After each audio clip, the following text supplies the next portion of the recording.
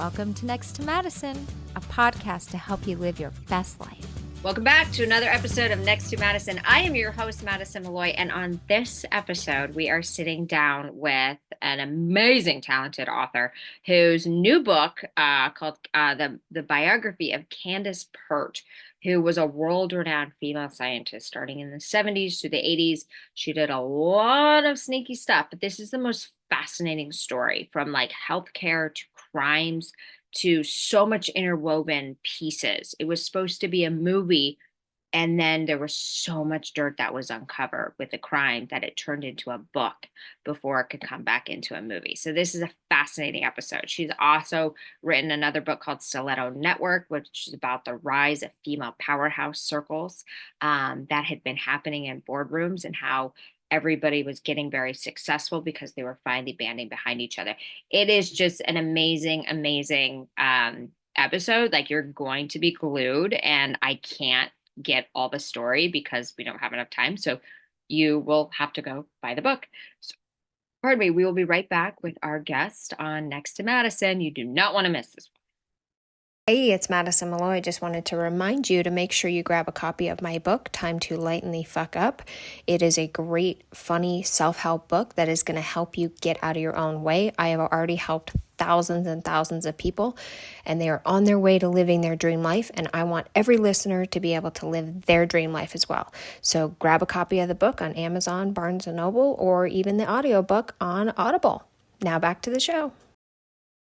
All right, beautiful people, we are back with our guest. We've got author Pamela Ryckman with us. How are you?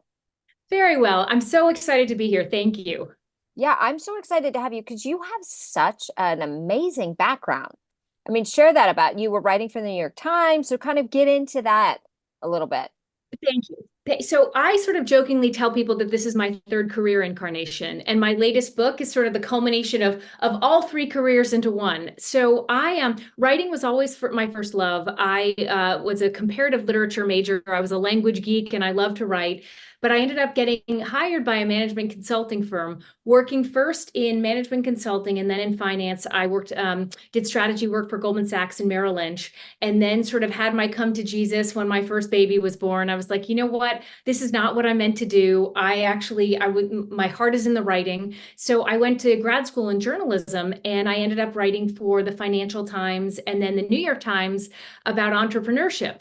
And I really loved that. And then I published my first book, Stiletto Network, Inside the Women's Power Circles That Are Changing the Face of Business, in 2013.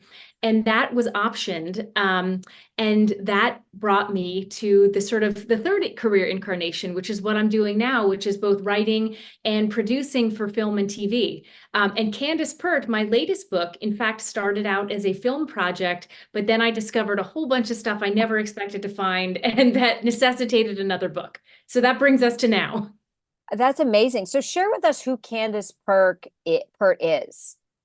Candace Pert was a renowned neuroscientist and psychopharmacologist, and I jokingly say that she's like a Forrest Gump type figure because she played pivotal roles in three major movements, not only in American science, but also politics and history. So the first is the opioid crisis, and the second is the AIDS crisis, and the third, which I think is really her most lasting contribution and what's most important, and I know that you are sort of interested in these topics of health, is the mind-body revolution.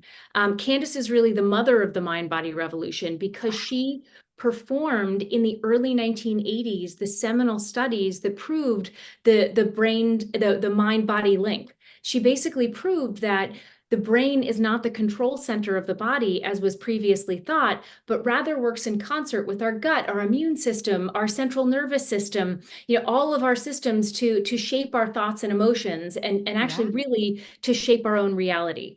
So in short, I kind of say, before there was Bessel van der Kolk, there was Candace Pert, because all of his work basically relies on the foundation of her initial research. That's amazing. And so when did she pass? In 2013. So she at the early age of 67. So she, which is really, the world lost a light too soon. Yeah, no, absolutely. But she sounded like a remarkable woman. So you started making a movie on her when you got the rights and it led to a book. What did you discover that you said, oh my gosh, I can't fit this into a 90-minute script? So a couple things. So this is I read her story because I was interested in mind body work, sort of peak perform where her work has led is really to the dawn of integrative and functional medicine, integrative health, functional medicine. And I listened to all the podcasts and I mean there's a whole like bro ecosystem out there of Yeah, sort yeah. of, biohackers and peak performance experts and who I love to listen to these podcasts. But essentially, I wanted to know where this all started. And a friend of mine recommended her 1997 memoir, which was called Molecules of Emotion. And I read her book and was like, holy cow, this isn't just research for my life. This is like Hidden Figures meets A Beautiful Mind. This is a movie unto itself. Because her story, her personal story as, a woman scientist coming up through the ranks in the early 1970s through 90s was really profound. Yeah. And I can, in part, I'll sort of deviate from the main thread for a second to tell you why. In 1970, everybody thinks the opioid crisis started in the 90s, but it didn't. It actually started in 1971 when Richard Nixon declared war on drugs. So, and Candace is woven in. Here's the Forrest Gump aspect. She's really woven into this major movement in history. So Nixon wanted to, I mean, it's a wild story because Nixon wanted to, there was an epidemic of heroin addiction, both in the US and abroad. 70, I think 25% of American soldiers fighting in Vietnam were hooked on a form of heroin that was 5% pure. I mean, 95% pure versus like street heroin here, which Yeah. is 5% pure. I mean, and we were increasingly reading in the press these reports of dispirited, drugged out, and increasingly monstrous American soldiers, like doing things like the My Lai massacre. Oh, And so Richard Nixon decided to throw a bunch of money at trying to find a cure for heroin addiction because then he could, I mean, essentially, he wanted to bolster his case for reelection, take credit for curing drug addiction, but he also wanted to escalate bombing in Vietnam. And what better way to do that was to, claim a win at home. And so he poured a bunch of money into the search. And this had been, drug research had been not a popular field, not very interesting. But suddenly it was like a land grab for that money because it was also, there was a spotlight, there was money and power involved. And a lot of the themes of my book revolve around that the sort of triumvirate of, power, money, fame, and how science and politics go hand in hand. Um, well, Candace did it. Scientists the world over were trying to find the mechanism by which drugs worked in the brain. And as a 26-year-old graduate student at Johns Hopkins University School of Medicine, she was studying pharmacology and she figured out, she found the receptor that actually, its receptors float on the surface of cells and our internal and external chemicals will sort of fit into them, sort of like a lock and a key, but they kind of do a little dance and create a biochemical reaction. Well, Candace found the opiate receptor, and it was supposed to be the first step in eradicating drug addiction. But then right. we all know what happened. So, Oh my gosh. So, oh so my gosh, that's is right. is the movie still being made as well? So this is the intention now. And to get back, so that to your original question, which is what did I find and what prompted me to want to do this? So Yeah. I just told this story of, sort of the internal politics when she found this at Johns Hopkins, but then she went on to become chief of brain biochemistry at the National Institute of Mental Health, which is part of the National Institutes of Health. And so she was a renowned figure and, who was revered in many ways, but she also experienced lots of, crazy gender bias and, was her boss tried to take credit for her discovery and won the Lasker Award, America's highest scientific prize for her work, and cut her out. He Oh, was poised to win the Nobel. So her story, I mean, her story in itself that she presented in her memoir kept jumping the shark. But when I optioned her book, I went to her widower and said, she died in 2013. The book was published in 1997. How does this woman's story end? Like in Hidden Figures, they send a man to the moon. So Yeah. I wanted to know, okay, so I couldn't tell a story about this woman who didn't, just died, a genius who died before achieving her dreams. And so I set about, and this is also like 7 years now that I've been working on this. For about 5, 6 years, I signed an agreement with her widower, in addition to getting the rights to her story, that he would agree to be interviewed by me, introduce me to her friends, her family, their colleagues, because they ended up working together, so that I could, what I thought I was doing was really finding the last 30 pages of the script. I thought I was, figuring out, okay, how does her movie end?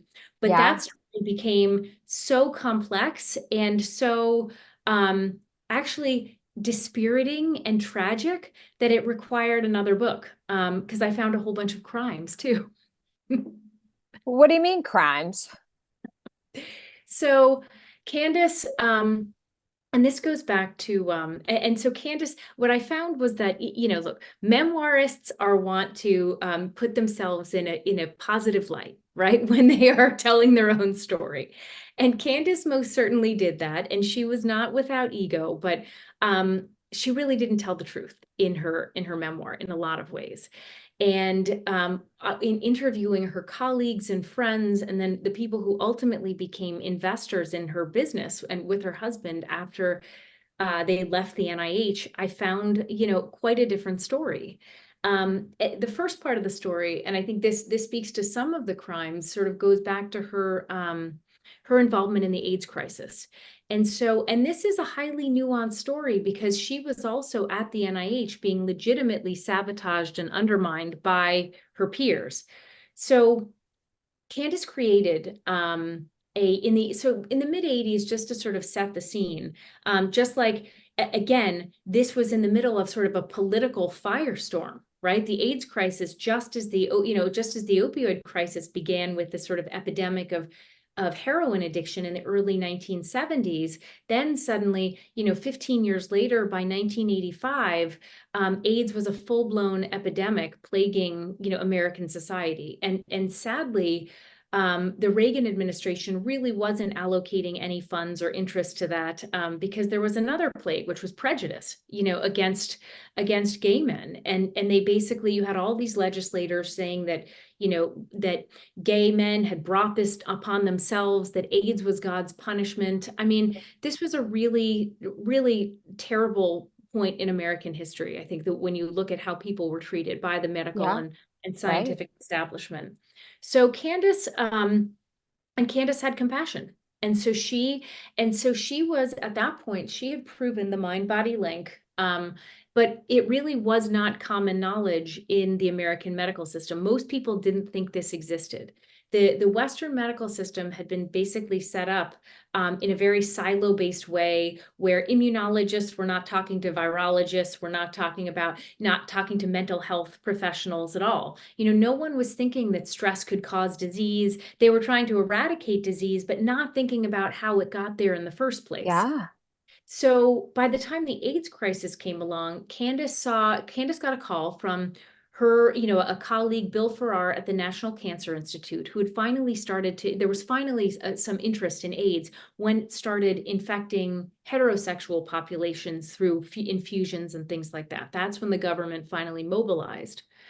And he basically called her and said, "Hey, we are seeing symptoms of AIDS, of like, it looks like dementia type systems in the brain. For these AIDS victims are actually, they can't get to the grocery store. They wake up and they don't recognize their loved ones, even for those whose bodies seem to be functioning well."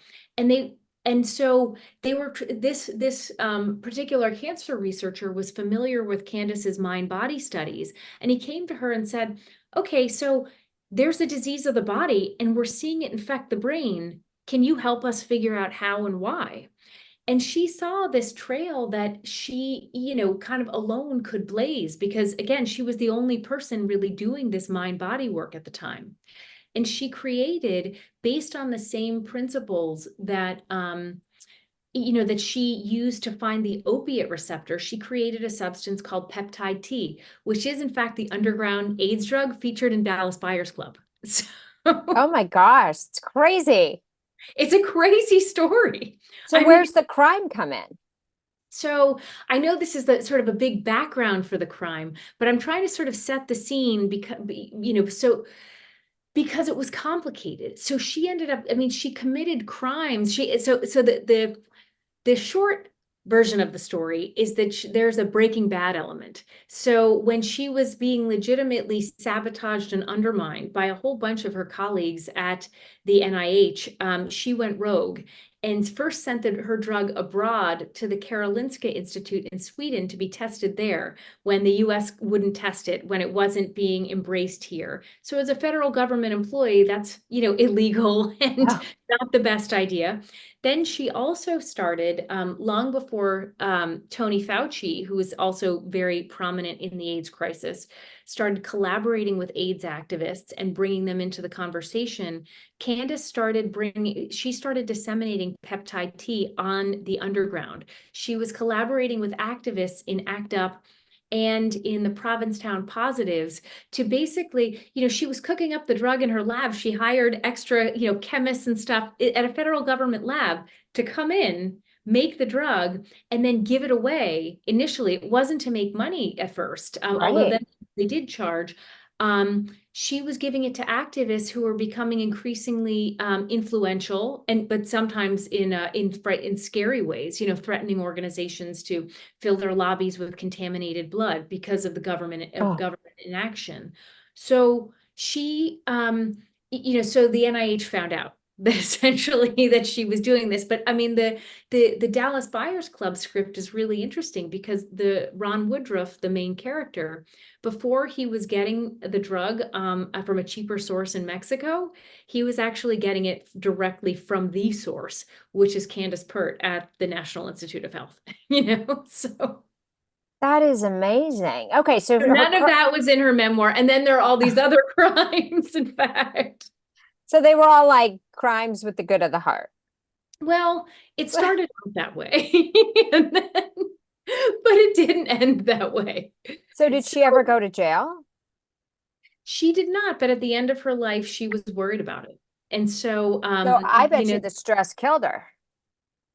this is actually really interesting. The tragic irony of Candace's life. I mean, there are a couple things and we can go into her, the other crimes after. But a lot of what I spend time doing in the book is looking, when I went through a period of just sort of sadness and feeling so disappointed because I had started this story as a fangirl, thinking like, oh my gosh, she's amazing, she's a hero, she's and then realizing that she was really complicit in some bad things by the end, defrauding well, I have to say allegedly so I don't get sued all over the place, but allegedly defrauding investors and taking money from people who really did not have the money to give. And so Oh, and you look at and part of what I analyze is the systems that actually shaped that behavior. Because what I will say is that both at John and actually continue to shape the fields of medical science and research.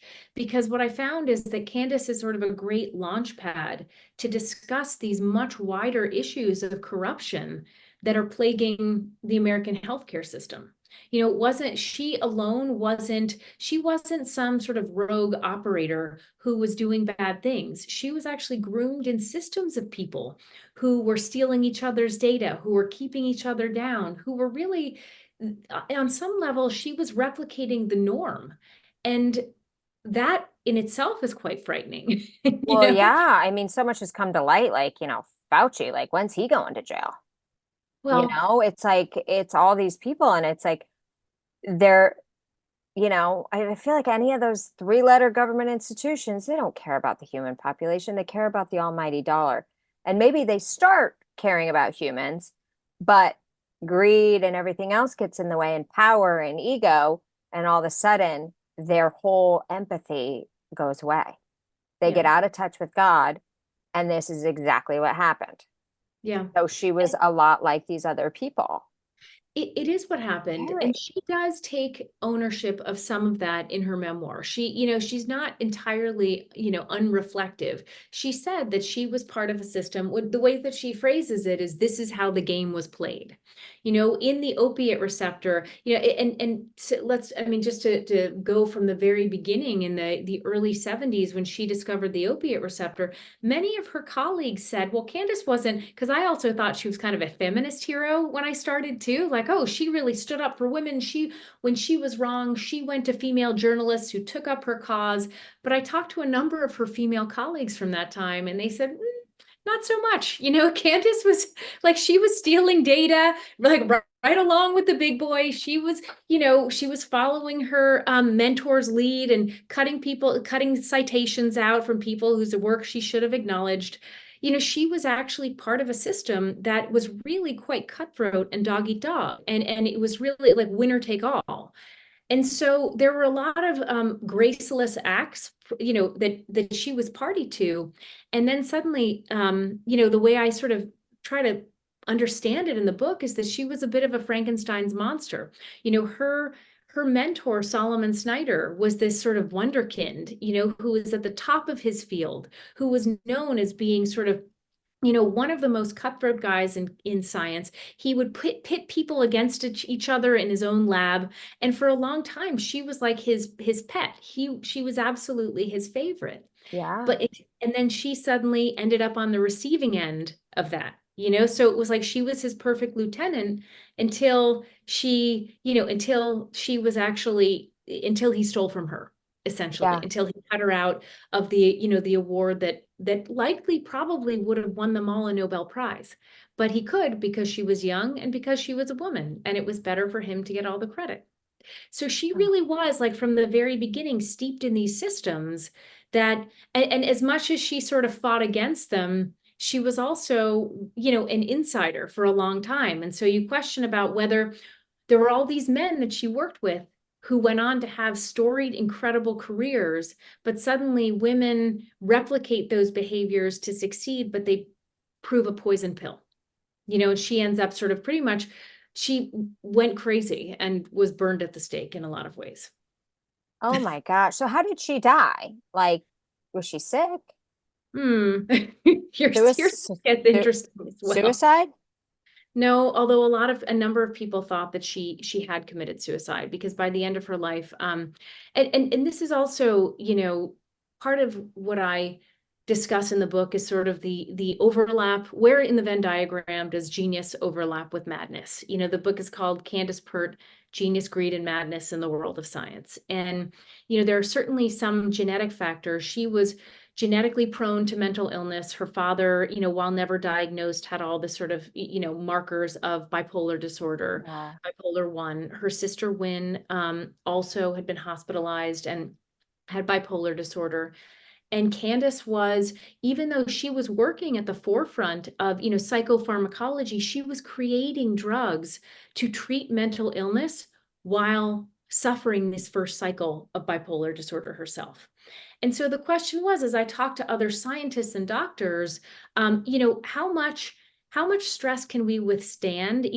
Of course, there are people who have, where it travels in your genes, but then there are also epigenetic markers, things that happen like stress in our environment that actually, can trigger the onset of these bouts of mental illness.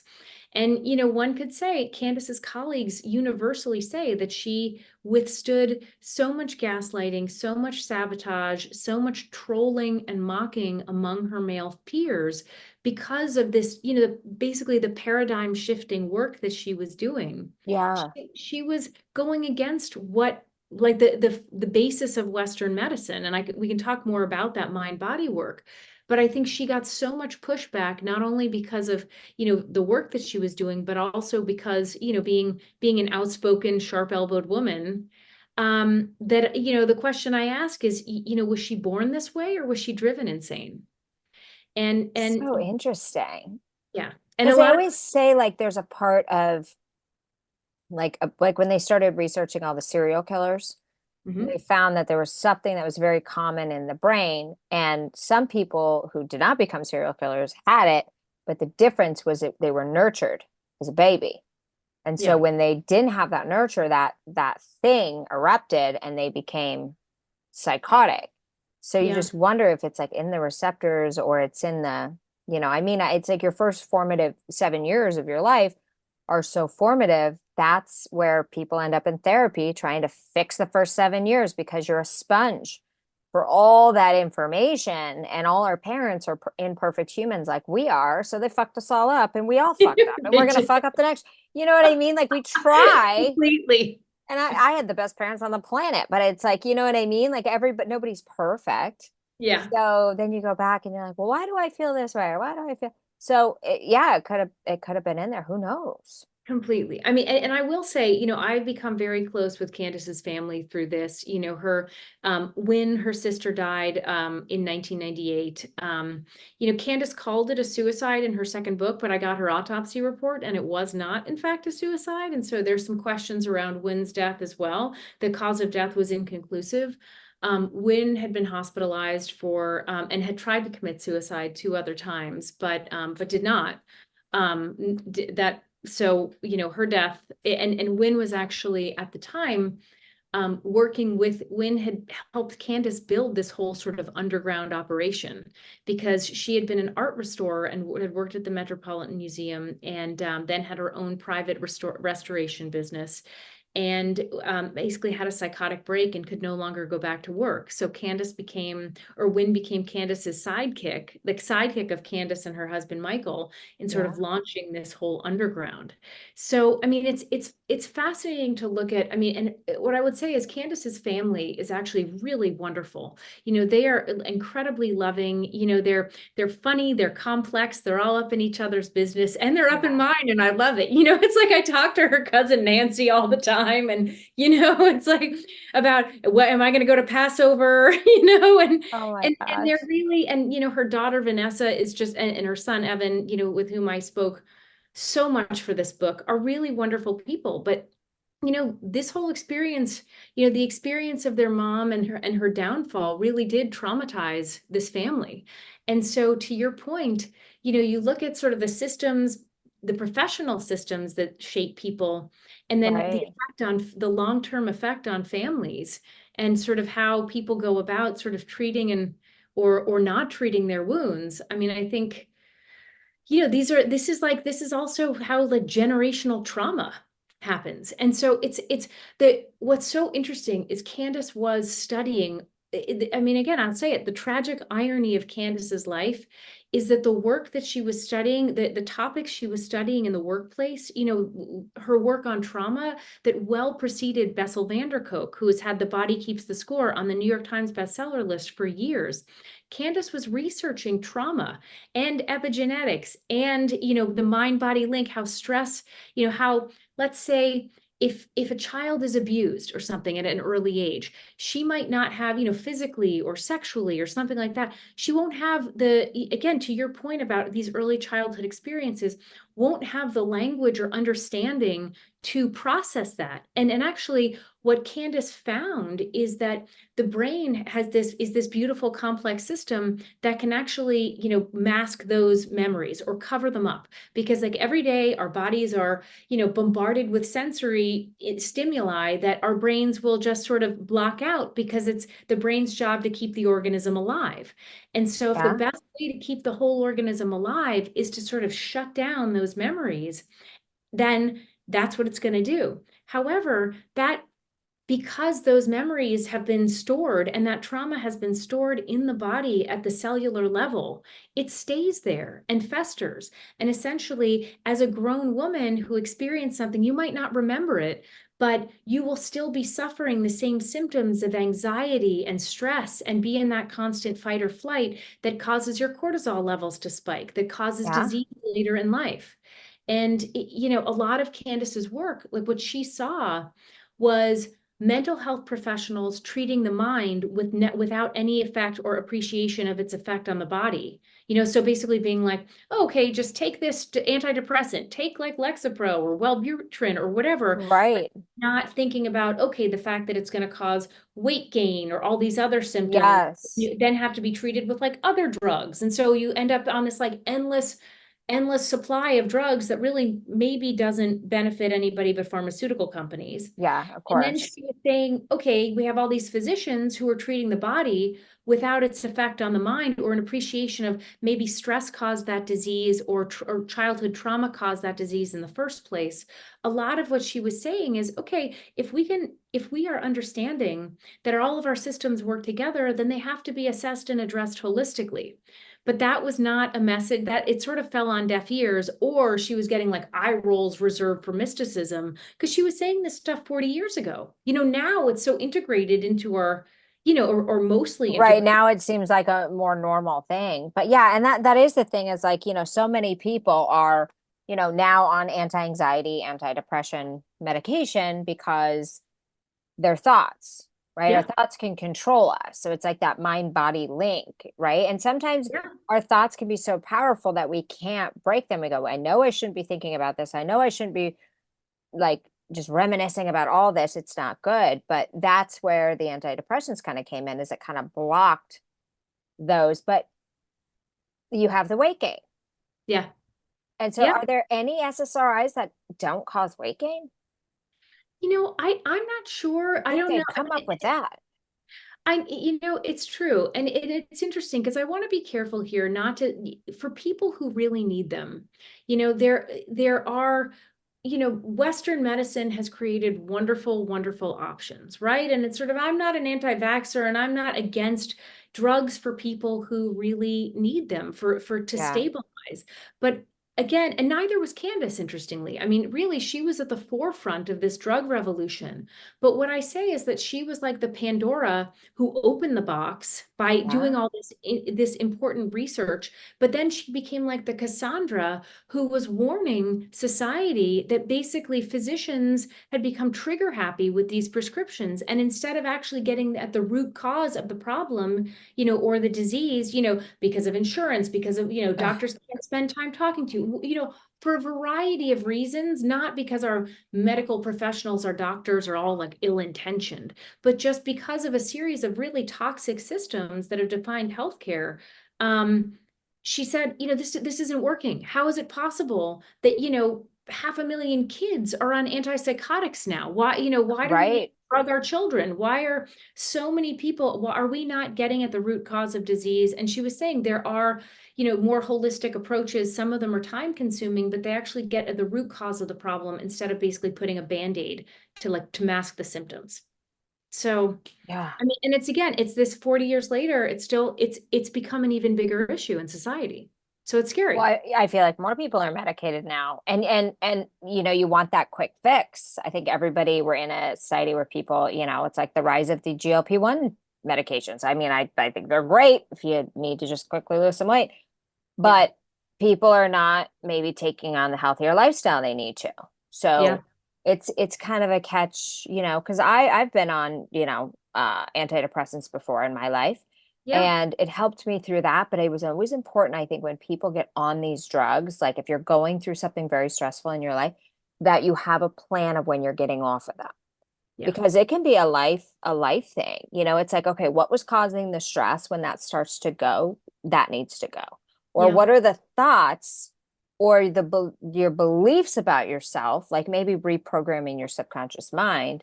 But it's hard, and we all get sad and emotions, and we want to run to that quick fix and that drug. Trust me, you don't want to work through this crap yourself. Really, it's hard. But It's hard work. It takes time. I know, but there's such a fascinating thing. So is the book out now? So the book was published in November. Yeah. Perfect. Well, And so congratulations on that. I thank can't wait you. to read it. Thank you. And I mean, it's funny now we're sort of come full circle. I mean, what ended up happening was Candace was counseled out basically of the National Institutes of Health. They sort of said to her, hey, and they knew that she was sort of a loose cannon. She had gone to the press before and she was a rabble rouser. And so they kind of said, you can keep your pension. We can do this the nice way or the not nice way, but like Yeah. you got to go, right? Oh, that is And so hilarious. she doesn't mention that in her, I mean, her widower sort of admitted all that to me, but and other folks did, but she basically, she then ended up in three separate companies trying to develop peptide T, without necessarily having the patent license to develop it. And so the question is like, because I think, was she just sort of so naive in the world of business that she didn't understand that she had to have the proper documentation in order to raise money? Or, and then, many people believe that she was going to come clean at the end of her life. Many of her investors found out later that they didn't have the patent license, and or that they needed at various points, she and her husband. And people have sort of, there's a big question mark over the way and that she died, because she was not sick. It was declared a heart failure in her autopsy, or no, I mean, rather in the her obituaries in the New York Times, the Washington Post. But there was no autopsy. The cause of death was never, even though she was a scientist and an Maybe organ. she was murdered.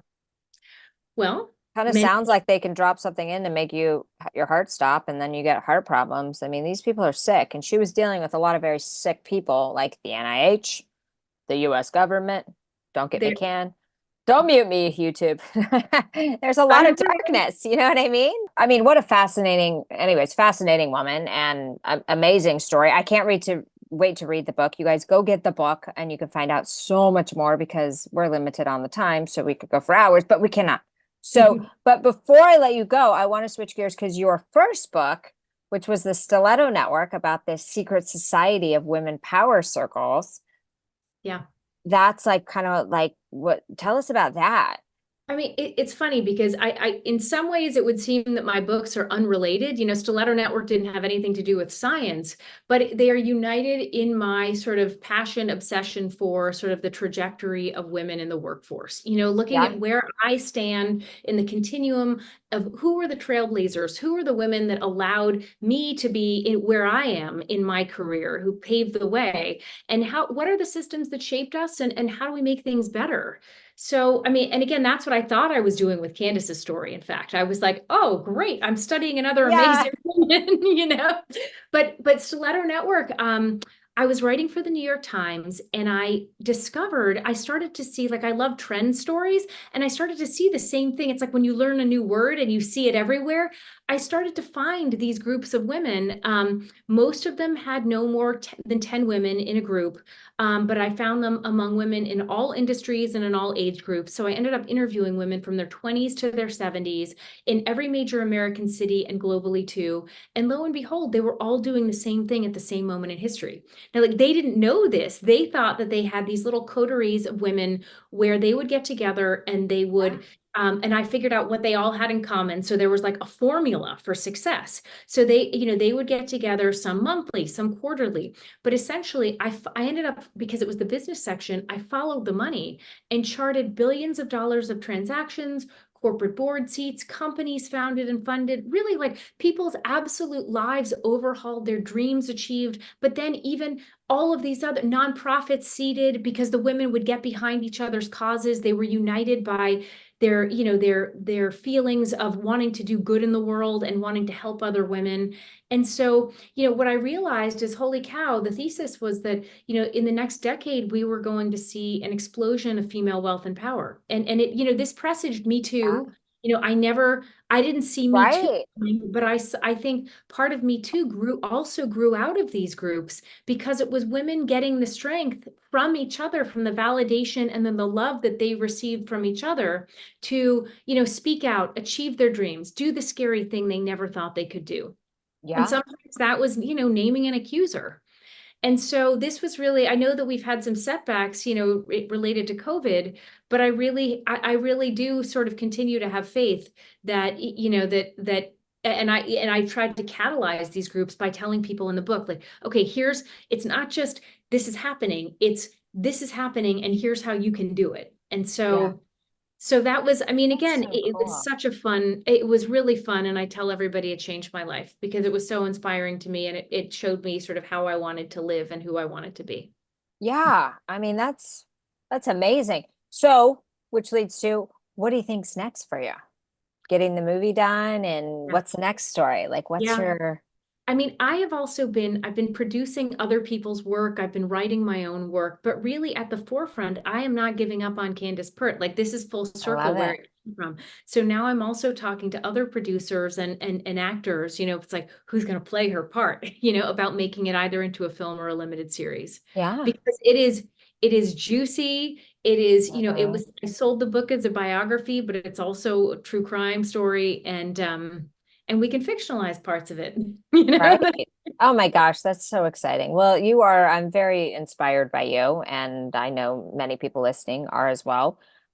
Keep up the amazing work. And so where can people find more information about you? So my website is Pamela Ryckman, RYCKMAN.com. And my Instagram is Pamela.Ryckman. That's my professional Instagram. I mean, you go there, LinkedIn, same thing. And Perfect. yeah, and then Stiletto Network and Candace Pert, the biography, can both be purchased on Amazon or anywhere books are sold. Okay, I love it. Well, thank you so much for sharing your Thank story, you. your work and your story you've written with us. I mean, it's fascinating. So yeah, you guys, if you want to hear more, you got to go buy the book. So this was a great little prerequisite. So thank you so much. And thank you to everybody listening, wherever you may be. We'll see you next time to find out who's next. Hey, your host here, Madison Malloy. Please make sure to subscribe to the show on all podcast platforms, and please rate and review us on iTunes and Spotify. Also, if you have any questions or comments, you can email us at contact@nexttomadison.com. I thank you again for listening. Bye.